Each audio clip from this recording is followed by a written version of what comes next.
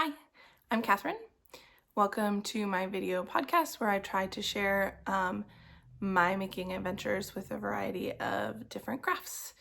Today is February 2nd, and we have had some wonderful weather the last couple weeks, highs in the 40s and 50s. Most of our snow has melted, and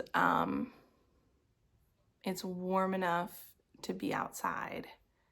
And I guess now I'm ready for spring, even though it's really not springtime yet. It is making me think about and want to get ready for spring.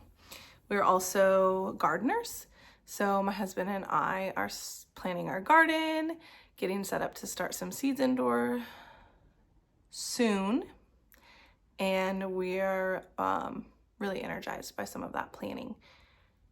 And so that's bringing us a lot of extra joy along with the sunshine. Today, I wanted to add something new.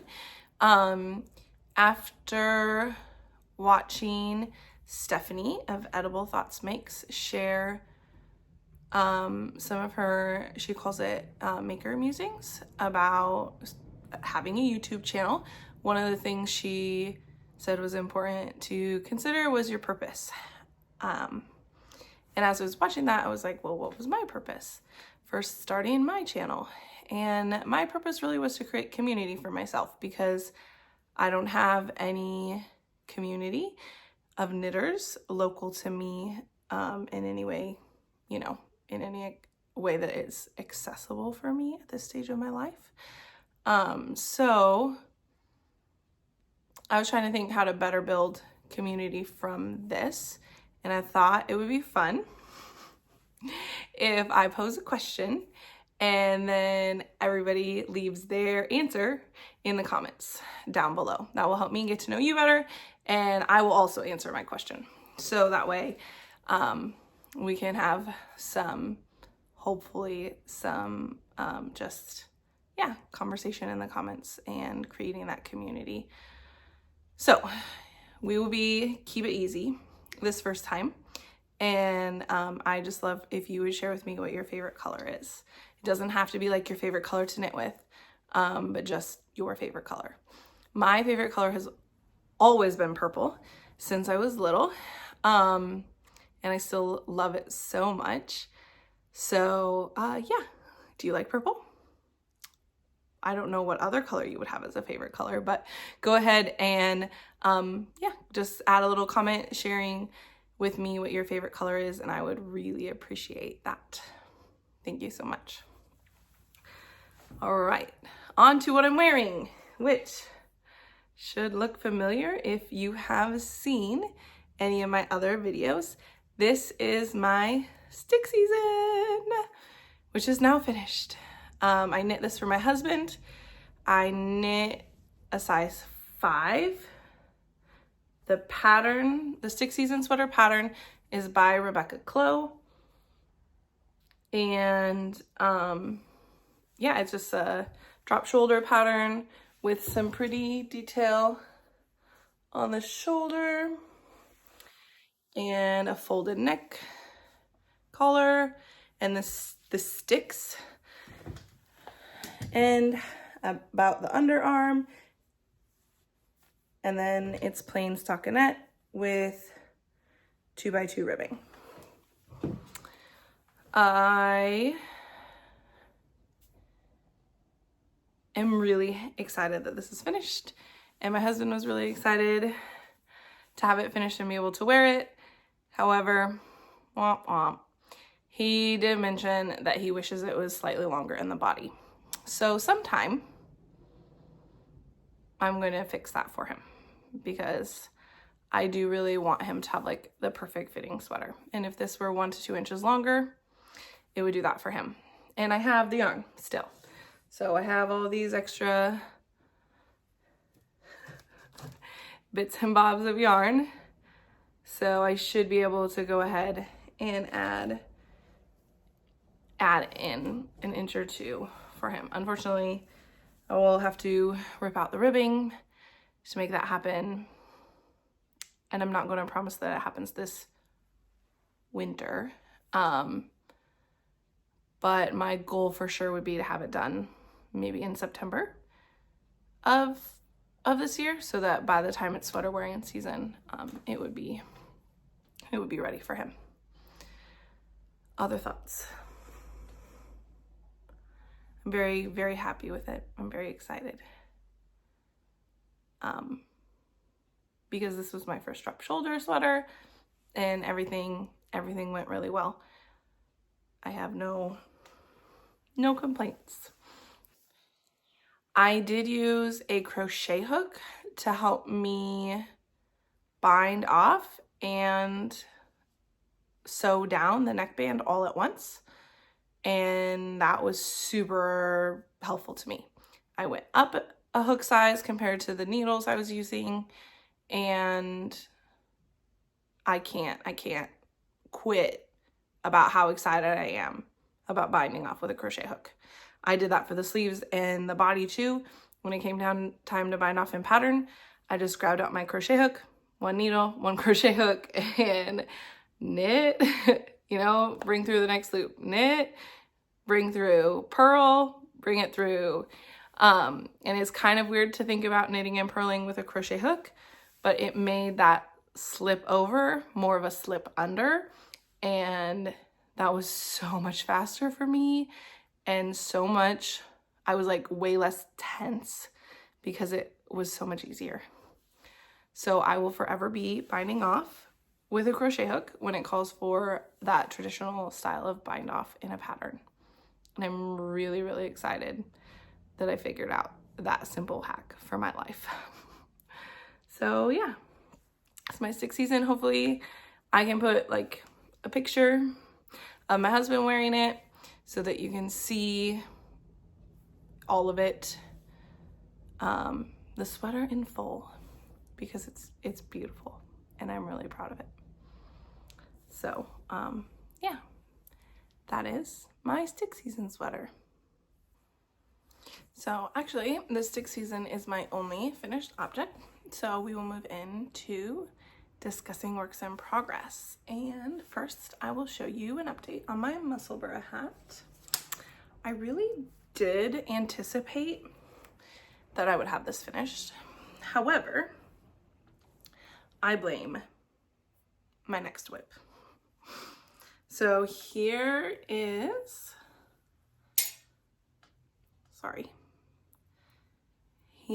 my Musselburgh hat. I have done the increases, knit in stockinette for 5.5 inches, and then I'm knitting 2x2 rib, which will end up being about 6 inches of that unstretched, and I think I'm about 5.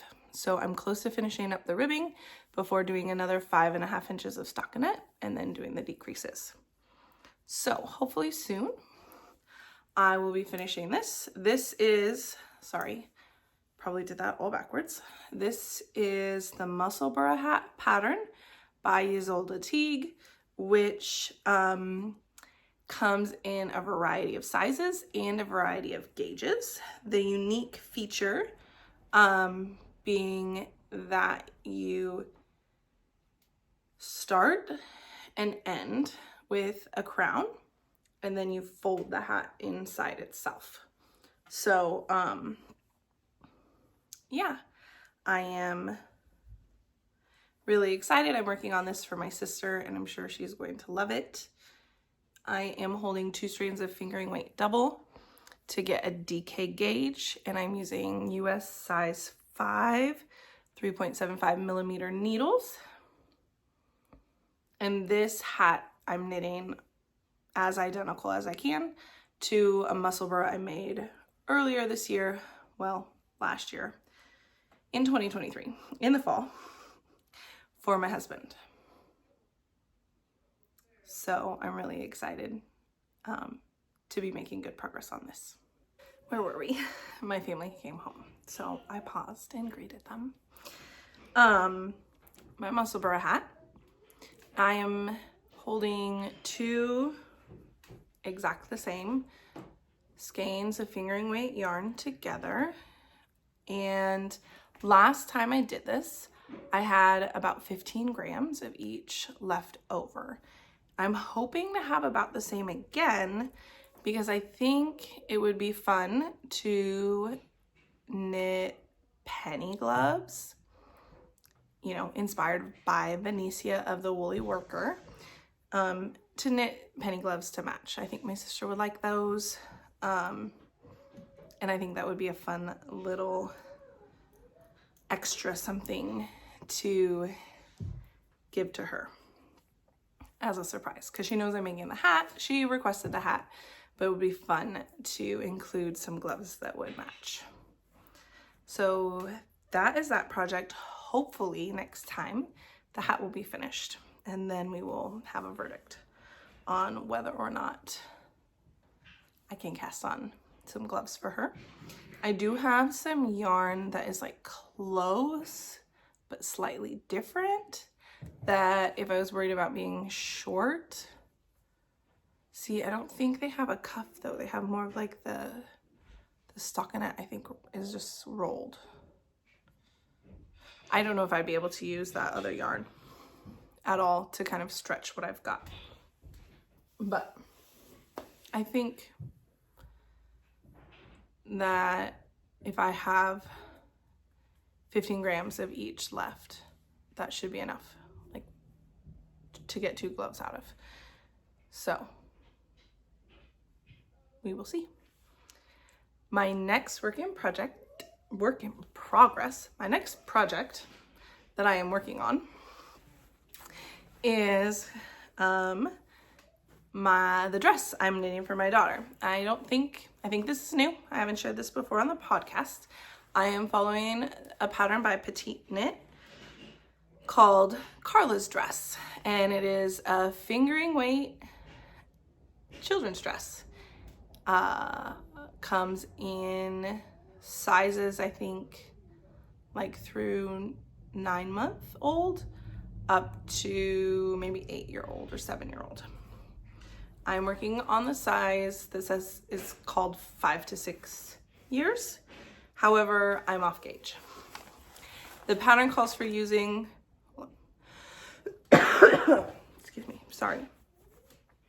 The pattern calls for using size 2.5 and 1.5 needles, US size needles. I don't know what millimeters that would be.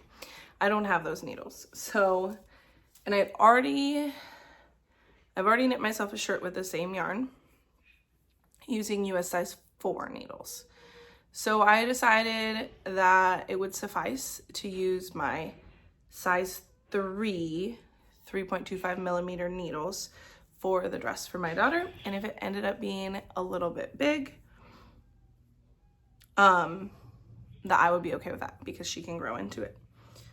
And I knew that the gauge wouldn't be like too loose or anything, but that it would have good drape because the shirt I made, I like how it fits. So that's my progress.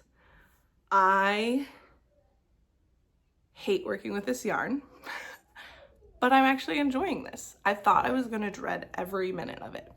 And at the beginning was really rough. Like the first 3 rounds and the short rows, not fun. But once I got through the short rows, it has just been joyful. I don't know. The yarn is Hobie Dahlia Mixo in a purple color, but essentially it's 4 strands of cotton that are not twisted together. It's essentially holding 4 pieces of thread together. And so it can be quite a pain for dropping stitches or dropping, I guess you call that splitting, where one strand doesn't get picked up. However, I am almost ready to transition from the bodice to the skirt. And in that process, I will probably finish off the sleeves and the neckline before picking up the skirt. I'm using yarn that I already had. I had about 300 grams, and this is what I have left of the first 100 grams. So I still have, this is a 200 gram cake. Plenty. And it's going really well. I did, in addition to using different needles than recommended, I did not yet knit the collar. So it called to cast on, knit the collar, and then just transition to the raglan. And I chose to just pick up the neckline, or to cast on underneath the collar, and I will go back in and pick up those stitches. It also has a folded neckband, but I am worried that that will just end up being kind of wide for my daughter. So I think I'm gonna do a twisted rib collar and short sleeves. It is a long sleeves in the pattern. Short sleeves with a twisted rib cuff. And then the bottom hem of the dress, I will do the folded hem that's called for in the pattern. I think that will look nice, and try to guarantee like sort of the best fit. I have knit the bodice of the dress quite a bit longer than called for. However, I feel like that's necessary. So, for my daughter. She tried it on this morning and I was so excited by the fit. I think it will look a little big, like if she were to wear it tomorrow, which is not done, so she won't. But if she were to wear it right away, it will be a little bit large, but that it gives her room to grow into it over the spring and the summer and into the fall. And we opted for, my husband and I discussed short sleeves or long sleeves. We're like, probably short sleeves because we're coming up to spring and summer, and that feels a little bit more flexible than having a long sleeve dress. She does have like a little black cardigan she could wear with it, or a white warmer sweater she could wear with it. So, and she is really excited. This is bringing me significantly more joy than I thought it would. And since I already have a t-shirt knit out of this, we will get to match when finish it. So I'm really eager to continue working on it. I would like to use this up, I think probably on the body. I wanted, after I tried it on her, I thought I should do about 1 more inch of the body, and then maybe that won't use all of that. So then maybe I can use some of this for the neck or the sleeves. So that is why I'm not done with my hat, because this is hours and hours. I mean, it's fingering weight. So hours and hours of work in this in the last couple of weeks. And yeah, it's on tubing instead of the needles because she just tried it on. All right. Those are my works in progress. I would like to just share a few little bit of planning and other things with you before I wrap up. One of the things I talked about in my last video was if I should frog this cardigan, and I started. I just took off the pockets and frogged those so that I could have some yarn to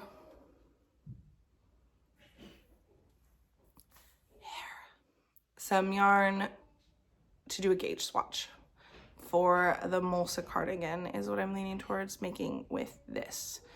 So I thought, well, at least I have 2 of these, 1 from each pocket. At least I can get started and think about, am I gonna like that? Is that gonna be a good fit? So that's the progress on that. I also discussed hoping to knit penny gloves with any yarn left over from the hat. And since I'm feeling springy, I would like to cast on for a Tolsta tee.